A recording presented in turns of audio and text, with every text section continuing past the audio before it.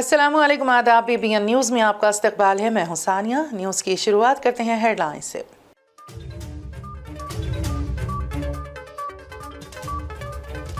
दिल्ली में गाय का ज़बीहा, गुलाब बाग में कशीदगी।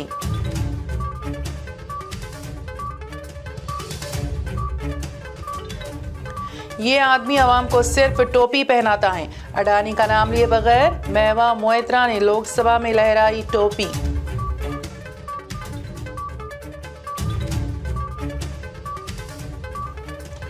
और हाथ पर मेहंदी लगाने के बाद 9 साल की बच्ची को पड़े दौरे। डॉक्टर्स के सामने अजीब केस, वजह जानकर डॉक्टर्स भी रह गए हैरान। और अब खबरों की तफसील। शुमाली दिल्ली के गुलाबी बाग इलाके में एक पार्क में एक गाय के ज़िबा होने के बाद कशीदगी फैल गई। एक सीनियर पुलिस अफसर ने बताया कि उन्हें 12:36 पर एक फ़ोन आया। उन्होंने बताया कि गुलाबी बाग में रोशनारा अंडरपास के करीब एक गाय के जिस्म के कुछ आज़ा मिले हैं। पुलिस की एक टीम मौके पर पहुंची और गाय के आज़ा को निकालकर पोस्टमार्टम के लिए सरकारी वेटरनरी अस्पताल भेज दिया गया है। इसी दौरान एक सामाजिक कारकुन जितेंद्र कुंवर ने दिल्ली पुलिस कमिश्नर से शिकायत दर्ज करवाई और उनसे शरपसंदों के खिलाफ कार्रवाई करने की अपील की। पुलिस ने कहा कि उन्होंने इस सिलसिले में Delhi agriculture cattle preservation act, Indian penal code और prevention of cruelty to animals act के मुतालिका सेक्शन के तहत FIR दर्ज की है। इस मामले में अभी तक कोई गिरफ्तारी अमल में नहीं आई है। तृणमूल कांग्रेस रुकने पार्लियामेंट महवा मोइत्रा ने मंगल के रोज लोकसभा में मरकज की मोदी हुकूमत को शदीद तनकीद का निशाना बनाया। अडानी का नाम लिए बगैर उन्होंने मरकज पर हमला किया और लोकसभा में टोपी लहराते हुए कहा कि ये आदमी सिर्फ टोपी पहनाने का काम करता है। मोइत्रा ने कहा कि यह आदमी PM के डेलीगेशन में जाता है, यह हुकूमत को पीछे से चलाता है। उसके खिलाफ मैं 2019 से इशू उठा रही हूँ और उठाऊंगी। अपनी तकरीर के दौरान महवा मोइत्रा ने मुल्क की एजेंसियों को भी तनकीद का निशाना बनाया। उन्होंने कहा कि ये मुल्क की एजेंसियों के लिए शर्म की बात है कि वो इसके खिलाफ जांच नहीं कर पाती हैं। वो मजीद कहती हैं कि ये आदमी सिविल एविएशन मिनिस्टर को भी टोपी पहनाता है। Excuse me, sir. I don't know what kind of language I'm supposed to use, and I'm quite surprised that the BJP party is today teaching us parliamentary etiquette. If you saw my speech and you saw the kind of heckling that the gentleman, I wouldn't call him a gentleman, but still the honourable representative from Delhi, you did the entire time. I was not even allowed to speak. He heckled me continuously. I asked for protection from the chairperson 5 times. The chairperson was unable to give me protection, and whatever I said was not on the record. So, all I can say is I will call an apple, I will not call an apple an orange. Like I've said that an apple is called an apple, I will call a spade, not a lawnmower. So I have absolutely no. So if they're going to take me to the Privileges Committee, I welcome it. I will put forward my sting of the story. The main story of yesterday, this is a gentleman who has called farmers pimps. It is on record. I have tweeted the video. The Honourable Minister for Urban Development, Hardeep Singh Puri, in the Rajya Sabha called Dr. Shantanu Sen an absolutely offensive word. This is not the first time that on record that expletives or harsh words have been used in Parliament. And what makes me laugh is the BJP is saying, "Ye mahila hokar kaise ye word use ki? What do I need to be a man to be able to give it back as good as it gets?" So I think the patriarchy comes out on the thing. Like I said, I've called an apple, and I stand by it. कौमी राजधानी दिल्ली के एक मारूफ निजी अस्पताल में एक अनोखा अजीबोगरीब वाक़या सामने आया, जिसमें एक 9 साला बच्ची को अपने हाथों पर मेहंदी लगाने के बाद दौरे पड़ने लगे। अलामती तस्वीर सर गंगाराम अस्पताल की जानिब से जारी करदा एक बयान के मुताबिक इस मामले पर एक तहकीकी मुकाबला research paper clinical neuro physiology के जनवरी 2023 के एडिशन में शाया हुआ है। बयान के मुताबिक अस्पताल के न्यूरोलॉजी डिपार्टमेंट को हाल ही में एक अनोखा केस देखने को मिला, जिसमें एक 9 साला बच्ची को मेहंदी लगाने के बाद दौरे पड़ रहे थे। अस्पताल के डॉक्टरों ने बताया कि जब लड़की को मेहंदी लगाने के बाद पहला दौरा पड़ा तो अचानक वो बेहोश हो गई और उसका जिस्म 20 सेकंड तक तकलीफ से तड़पता रहा। उन्होंने बताया कि बच्ची को हाल ही में मजीद टेस्ट के लिए अस्पताल लाया गया था। सीनियर फिजिशियन कर्नल PK सेठी के मुताबिक ये दौरों का एक अनोखा मामला है, जिसमें मरीज को किसी बाहरी वजह से दौरे पड़ रहे थे, जबकि आमतौर पर ऐसा नहीं होता। पी.के. सेठी ने कहा है कि हमारे पास जो केस आया था उसमें मेहंदी लगने की वजह से बच्ची को मुसलसल दौरे पड़ रहे थे। डॉक्टरों ने बताया कि अस्पताल में डॉक्टरों की निगरानी में मरीज बच्ची के दाएं हाथ पर मेहंदी लगाई गई। उन्होंने बताया कि मेहंदी की अपनी एक खुशबू होती है और जैसे ही उसे मरीज के हाथ पर लगाया गया, हाथ सीने के करीब ले जाया गया, उसे दौरे पड़ने लगे। पी.के. सेठी का कहना था कि तिब्बी मुआयने में मालूम हुआ है कि मरीज को हाथ या पांव पर मेहंदी लगाने से दौरे नहीं आ रहे हैं, बल्कि मेहंदी की बू से दौरे पड़ रही हैं।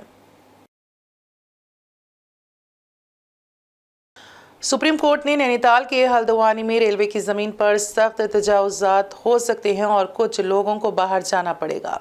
सुनवाई कर रहे जस्टिस संजय किशन कौल ने कहा है कि यहाँ मसला ये है कि यहाँ ऐसे लोग हो सकते हैं जो ज़बरदस्त तजावुजात करने वाले हों। रेलवे लाइन पर रहने वाले लोग, मैंने तस्वीरें देखी हैं, कुछ लोगों को बाहर जाना पड़ेगा। जस्टिस संजय किशन कौल की क़यादत वाली बेंच ने दरख्वास्त गुजारों के वकील एडवोकेट प्रशांत भूषण और विपिन नायर से ये बात कही है। अदालत इन पिटीशनों की समाअत कर रही थी जिसमें उत्तराखंड हाई कोर्ट की तरफ से गरीब खानदानों को बेदखल करने के हुक्म को चैलेंज किया गया था, जिनके मकानात हल्द्वानी में हिंदुस्तानी रेलवे से ताल्लुक रखने वाली अराजी पर तामीर है। महाराष्ट्र में रत्नागिरी रिफाइनरी प्रोजेक्ट पर कई इंकशाफात करने वाले तहकीकाती रिपोर्टर शशिकांत वारिशे की एक सड़क हादसे में हुई मौत पर सवाल उठने लगे हैं। मंत्रालय आणि विधिमंडल वार्ताहर संघ और मुंबई मराठी पत्रकार संघ समेत कई मीडिया ग्रुपों ने हुकूमत से वारिशे की मौत से मुताल्लिक़ गैर जानिबदाराना जांच का मुतालबा किया है। किसान हामी मुहिम और मुजव्वज़ा रिफाइनरी हब को लेकर कई इंकशाफात करने वाले मज़ामीन के लिए मशहूर शशिकांत वारिशे महानगरी टाइम्स के सहाफ़ी थे। वारिशे को पीर की दोपहर एक तेज रफ्तार गाड़ी ने टक्कर मार दी थी, जो मुबैना तौर पर रिफाइनरी प्रोजेक्ट के हामियों में से एक का निकला है। गाड़ी से टक्कर के बाद वारिशे को संगीन हालत में अस्पताल ले जाया गया, जहां उन्होंने मंगल की सुबह आखिरी सांस ली। MAVVS और MMPS ने वारिशे को नाइंसाफी के खिलाफ लड़ने वाले एक बहादुर रिपोर्टर की शक्ल में याद करते हुए हुकूमत और पुलिस से इस वाक़े को संजीदगी से लेने की गुजारिश की है। मुतालबा किया गया है कि इस मामले की जांच की जाए और कसूरवार पाए जाने वालों के खिलाफ सख्त सजा का रास्ता हमवार किया जाए।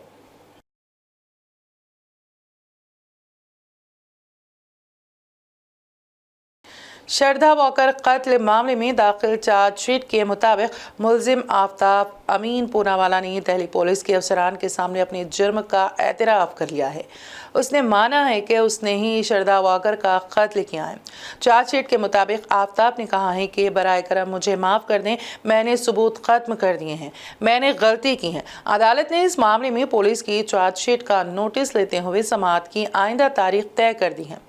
चार्जशीट के मुताबिक पूनावाले ने पुलिस को बताया है कि उसकी मुलाकात 2018-19 में बम्बल ऐप पर श्रद्धा वॉकर से हुई थी और दोनों दोस्त बन गए। जब उसे पता चला कि वो मुंबई के मलाड में कॉल सेंटर में काम कर रही थी, तो उसने भी अपने रिश्ते को आगे बढ़ाने के लिए वहां काम करना शुरू कर दिया। आफ्ताब ने कहा कि उसने कंपनी में मुलाजिमत भी की और वहां एक दूसरे से मोहब्बत हो गई, लेकिन हम दोनों के घर वाले मजहब और ज़ात की वजह से हमारे रिश्ते के खिलाफ थे। इसके बाद दोनों ने मुलाजिमत छोड़ दी और मशरक़ी मुंबई के दहसर वाक़े डेकाथेन स्पोर्ट स्टोर के रियल शोरूम में साथ काम करने लगे। ये वो वक्त था जब उनके घर वालों को घर में एक हमल टेस्ट किट मिली और उन्हें पता चला कि वो और पूनावाला एक दूसरे को डेट कर रही हैं। बादशाह अक्टूबर 2019 में दोनों ने मशरक़ी मुंबई के नया गांव वाक़े कनी कॉम्प्लेक्स में किराए का मकान लिया और लिव इन रिलेशनशिप में रहने लगे।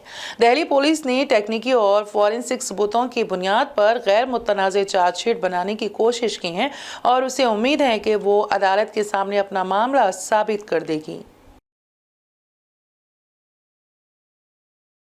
शहर हैदराबाद के बोइनपल्ली पुलिस स्टेशन हुदूद में एक रियल एस्टेट डीलर का कत्ल करने का वाक़या पेश आया। पुलिस के मुताबिक मूसा सिद्दीकी नामी शख्स बोइनपल्ली दिलकश नगर का रिहायशी है और KNR infra India real estate trading company का मालिक है। कारोबारी लेन देन के सिलसिले में कत्ल की वारदात पेश आई। पुलिस का कहना है कि फैजुद्दीन ने सिद्दीकी को शहर के नुहाई इलाके में 1200 गज अराजी के हवाले से 50 लाख रुपए दिए थे। इसी सिलसिले में फैजुद्दीन सिद्दीकी की रिहायशगाह पर पहुंचा। दोनों के दरमियान बहस व तकरार हुई। इस दौरान फैजुद्दीन ने सिद्दीकी के सर पर पत्थर से मारा और फिर उस पर चाकू से हमला कर दिया, जिसे वो अपने साथ लाया था। जिसके बाद मूसा सिद्दीकी को शदीद जख्मी हालत में अस्पताल मुंतकिल किया गया, लेकिन इसकी दौरान रास्ते में ही मौत हो गई। पुलिस ने मामला दर्ज करके तहकीकात शुरू कर दी हैं।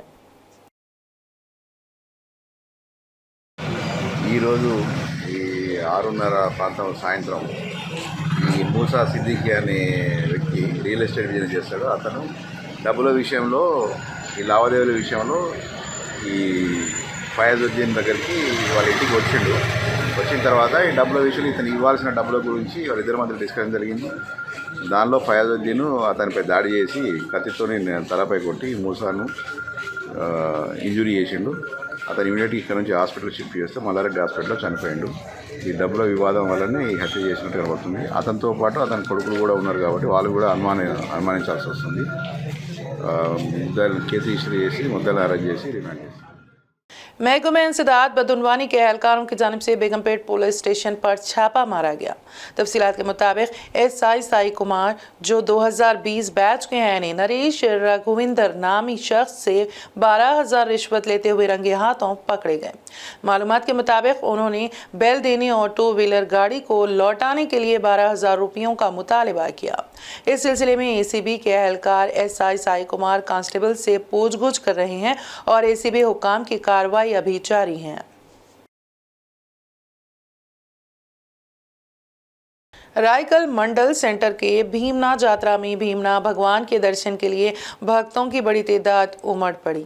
इस मौके पर इंसानियत का मुजाहरा करते हुए लोगों की प्यास बुझाने समाजी कारकुन मोहम्मद मुश्ताक अहमद की जानिब से पीने के पानी के सबील का इंतजाम किया गया, जिस पर अवाम और कायदीन की जानिब से उनकी सताइश की गई। इस मौके पर इलाके में लोगों की सहूलियात के मद्देनज़र तमाम इंतजामात मुकम्मल किए गए। Telangana state minority finance corporation के चेयरमैन इम्तियाज़ इसाक ने तेलंगाना रियासत के चीफ मिनिस्टर के चंद्रशेखर राव का रियासती तेलंगाना रियासती कानून साज असम्बली साल 2023 के बजट इजलास के सेशन के दौरान रियासत में अक़लियती बिरादरी की तरक्की के लिए 2,200 करोड़ रुपए मुख्तस करने के लिए तहे दिल से उनका शुक्रिया अदा किया। इम्तियाज़ इसाक चेयरमैन ने कर्जों के लिए दरख्वास्त पर गौर नहीं किया, जिसकी Telangana state minority finance corporation के पास बजट से पहले ही कई सारे यानी हजारों लाखों दरख्वास्तें मौसूल हो चुकी थीं। इस महीने की 9 तारीख को दरख्वास्तें दाखिल करके तकरीबन 1 माह मुकम्मल हो जाएगा। बताया जा रहा था कि फरवरी के महीने में तमाम मुस्तहिकीन दरख्वास्त गुजारों में ये सब्सिडी लोन की रकम हवाले की जाएगी। अब देखना ये होगा कि हुकूमत और माइनॉरिटी डिपार्टमेंट अपने वादे को किस हद तक पूरा कर सकते हैं। और अब आखिर में एक नजर हेडलाइंस पर।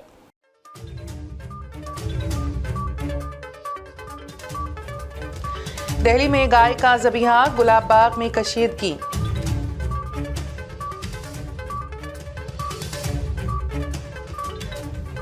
ये आदमी आवाम को सिर्फ टोपी पहनाता है। अडानी का नाम लिए बगैर मेवा मोइत्रा ने लोकसभा में लहराई टोपी।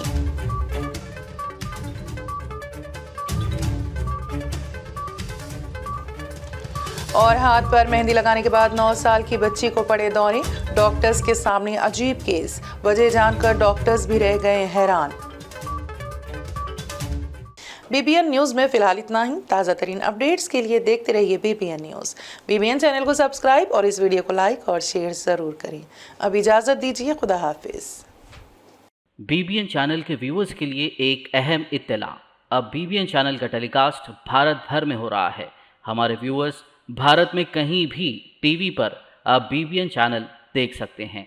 स्क्रीन पर BBN चैनल की टेलीकास्ट डिटेल्स दस्तयाब हैं। इसके अलावा भारत भर में किसी भी एरिया में अगर आप BBN चैनल देखना चाहते हैं तो आप अपने केबल ऑपरेटर को इसके लिए कह सकते हैं। आपकी डिमांड पर वो ज़रूर BBN चैनल टेलीकास्ट करेंगे। क्योंकि BBN एक फ्री टू एयर चैनल है। इसके लिए आपको सिर्फ हमारे दिए गए नंबर पर केबल ऑपरेटर से कॉल या व्हाट्सएप पर मैसेज करवाना है। हम आपके केबल ऑपरेटर तक BBN चैनल पहुंचा देंगे, जिससे वो आपके एरिया में टेलीकास्ट कर सकते हैं।